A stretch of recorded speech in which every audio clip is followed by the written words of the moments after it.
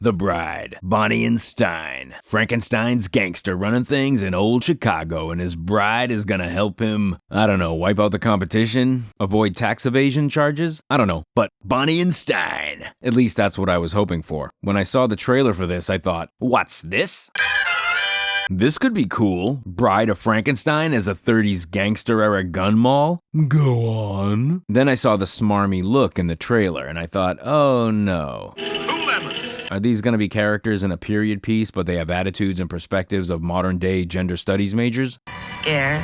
No, not really. Cringing is more like it. In the continuation of having female characters acting like terrible men as some form of female empowerment rolls on. Little aside, when I was a teenager, I got to introduce my cousins to movies that I loved. Escape from New York, Black Belt Jones, Aliens, Night of the Living Dead. And they loved it, but their older sisters would always say to me, you like those weird movies with people eating each other and everything blowing up. That feels like the attitude behind The Bride, and indeed a lot of the output from Hollywood over the last decade or so. The writers, producers, and directors seem more like middlemen and middlewomen instead of creatives with a vision and, more importantly, a passion for the material. Now, my cousins weren't wrong. People got et in Romero's films, and in Aliens, things blowed up real good. But there was a lot more going on in those films than just violence for violence sake. Respect us, so you gotta give it to get it. Now, there's not much of a plot here. It's essentially a chase story. We open with title cards saying that Mary Shelley wrote Frankenstein on a dare.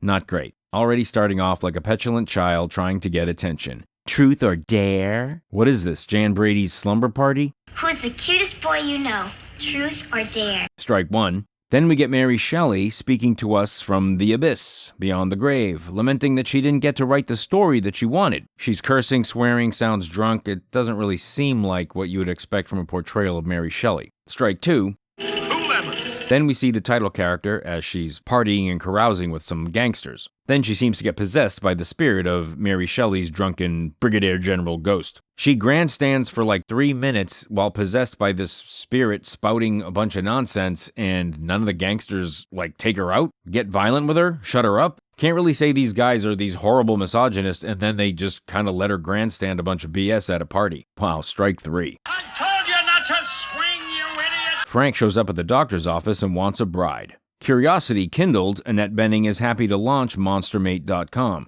She's completely against it at first, but then says what the heck and unveils a monster-making laboratory of her own. Well, where did that come from? Scared?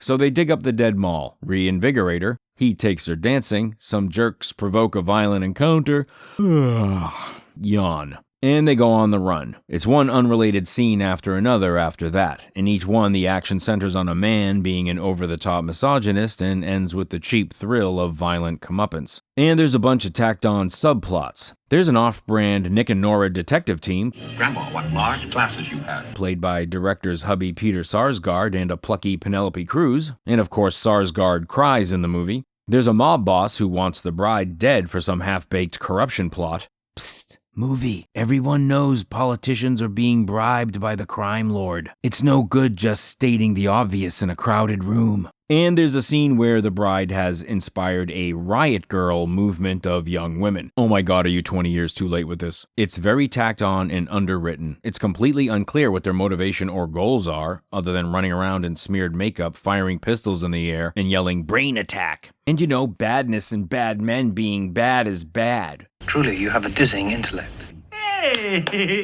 What's your problem? 3 big problems I got. There really isn't, as I've said, any plot to speak of. If anything, it does harken back to films like Revolt of the Zombies, which the characters go see in the movie. Those old horror and sci-fi movies had frustratingly little plot. My second problem is the tone. It cringingly smacks of effort. It reminds me of Jared Leto's Joker. Look how crazy I am. It's begging for attention. Real crazy isn't trying to tell you it's crazy. Real crazy tries to blend in. That's the thing about crazy people. They don't know they're crazy. The shots mugging to the camera, aren't I a badass? The scenes where Frank and the bride are driving around woo-hooing like it's spring break. Do some shots and kill some babies. It just gave the feeling that the people making this really don't understand these genres. Horror, it wasn't scary. Comedy, it wasn't funny. And sci-fi, it wasn't interesting. It committed the biggest storytelling sin that you can commit. It was boring. By watching, you too can lose your cool. My third problem? The character. There was none. Jessie Buckley, bless her heart, gave it her all. But any glimpse of a character was smothered under the juvenile gestures for attention, which, as cornball as they were, at least broke up the moments when she was channeling the ghost of drunken Brigadier General Ghost Mary Shelley. Yeah, Mary Shelley in this is a bit like Jar Jar Binks in Phantom Menace. She's the first thing we see and shows up in a manner that the real-life writer probably would have been insulted by. Foul-mouthed, petulant, and coming across more like Auntie Mame with Tourette's than a sophisticated product of the Victorian era. They had a sense of duty, Maggie. They saw beyond the limitation of a potty mouth. I mean, a realistic portrayal of Mary Shelley, cool. This smacks of effort. I mean, I'm not against doing something interesting with the idea of Mary Shelley, but this was boring. Mary Shelley may have been a quote-unquote badass, I hate that term, but I'm sure she wasn't a jackass. This is unacceptable. So, like Jar Jar, who shows up in Phantom Menace and is a mild diversion, a terrible attempt at funny, but whatever, it's a laugh and it's over, right? No, he's along for the ride. Similarly, this apparition of Mary Shelley is along for the ride, shows up to remind us what a trooper Jessie Buckley is. On the plus side, the look is great. I love expressionistic stylistics in my movies. Run Lola Run, Creepshow. Gonna show a bunch of clips now I don't really have anything to add to. The production design, the lighting, the filming, the sets, it all looked great. Old-time Chicago and New York and the neon lights were fantastic. And Christian Bale, in my opinion, has never looked better. The whole cast was great, they just didn't have anything to work with. And again, Jessie Buckley, what a privilege as a director to get actors like her, and Bale and Benning. They were committed. Especially Buckley. So it's incumbent on you as director to have some place for them to go, and to have a script worth their while. This film doesn't.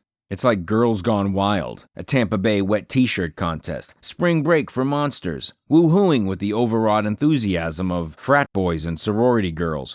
It's about as scary as a haunted house for little kids. Ooh, watch yourself, it's the claw. Ooh, you're scared of the claws. Oh, word? Okay, moving on. Let's wrap this turkey. What's the message here, Maggie? Badness is bad? Yeah, we get it. This movie seems like a juvenile attempt to say every man is a monster, and yet it's all overturned with a good lecture and finger wave by the ladies, which is completely illogical. If all the men are so universally hating women and wanting to keep them down, then why the Frankenstein's neck bolts would they bother listening to them? And I get it, women have contributed a ton. I'm sure many have helped their detective bosses to solve crimes. But you're undermining your own movie when the secretary marches in and orders the cops around? She's the secretary. There's nothing wrong with being a secretary, but I don't think your boss can simply call up the police department and say, yeah, my secretary's taken over the case. She's a detective now.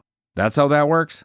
Sure about that? Take gender out of it. Make every character here a man. Or make every character here a woman in this scene. It makes no sense. It's not the Old West where you deputize a posse. Now, no spoiler, there's not much to spoil, but the film ends with Mary Shelley cackling maniacally as if laughing at the audience. Like this is all a joke. Then the song The Monster Mash starts playing, which I do love that song. But it really felt like a confirmation of the whole film being a slap in the face. Definitely sending the message that this is all a joke. Which do you think was the bigger middle digit to the audience? I mean, I feel insulted just having seen it. Let me know in the comment section down below if you had the misfortune of seeing this. It was self-indulgent, overwrought, and struggled to impart a female empowerment message that's probably 20 years too late. Great cast, beautiful photography and production design is lost on a script that's all dug up with nothing to show. Yeah, I was hoping for Bonnie and Stein, but what we got was a love letter to Mary Shelley that's bordering on stalking. It's alive! It's alive! It's alive! Sorry, Colin. No, it isn't. It's dead. Thanks for clicking in. You Jimmy, and God bless you for staying with me on that point. And so, if you could hit like and subscribe, it would really help. I hate having to ask, and I bet you hate hearing it. I know I do. I'm sick of hearing it. Blah, blah, blah, blah. But it's how the whole thing works. And when the machine breaks down, we break down. So I'm gonna have to go ahead and ask. Pretty please, with sugar on top. Hit the fucking like and subscribe. Thank you. Monster Man.